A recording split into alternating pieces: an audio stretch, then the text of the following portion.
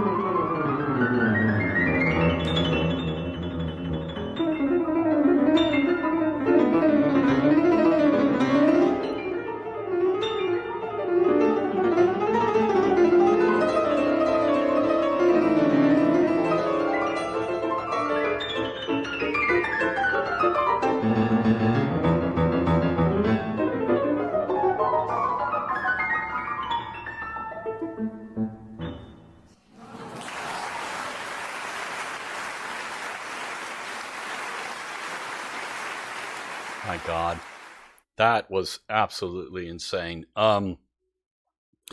Yeah, I was thinking about this as I'm watching performers like this execute a very difficult piece. I kept thinking in my mind, how do you get there?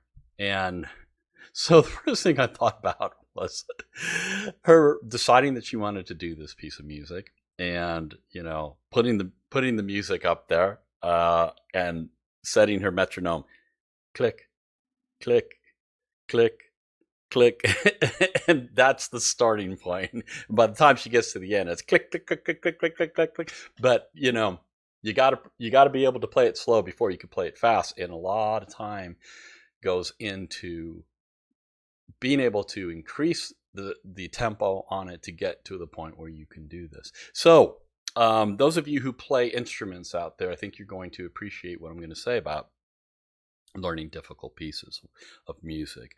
The thing that is fascinating to me is I have been confronted with learning pieces of music, or just a section even, that's difficult, that it's something that you start off doing. You've got the music, or you've got the riff or whatever, and then you try to execute it, and then you're like, okay, this feels a little awkward, so maybe let's just take guitar for example.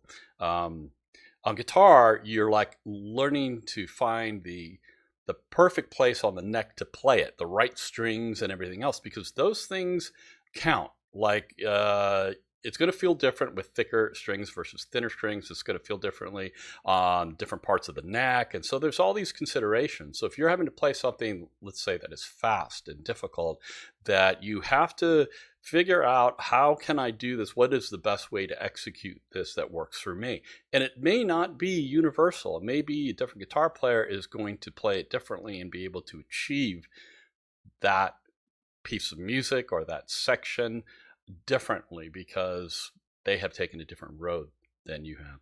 But the interesting thing about it to me is, like, when you start to really get into it, and the speed starts to increase, and your hands are starting to get used to things, there are these micro corrections. There are these things that you do in your playing that are very small, like, let's say, adjustments in your fingering and in your playing to help facilitate, like, getting to the next note, or setting you up in a way where the next part is you're going to be starting off on the right finger and all that. So all of those considerations are made in order to be able to do the piece. But I do find it fascinating, because the times that I've had to be able to play something complex, that there is a point where I'm struggling a little bit, and then I make one adjustment to it. I'm like, oh, okay, maybe if I just did this slight movement in my finger, that'll help, and then it does, and you're like, oh, that's it.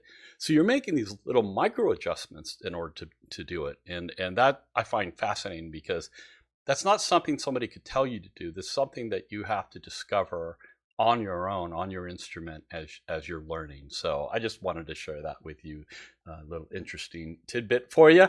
But Kurt, thank you so much. This was beautiful. I would love to see more from her, and oh yeah, thanks for bringing some good stuff to the channel. You've made some other requests that I really like too. So come back for more cool stuff. We'll see you next time.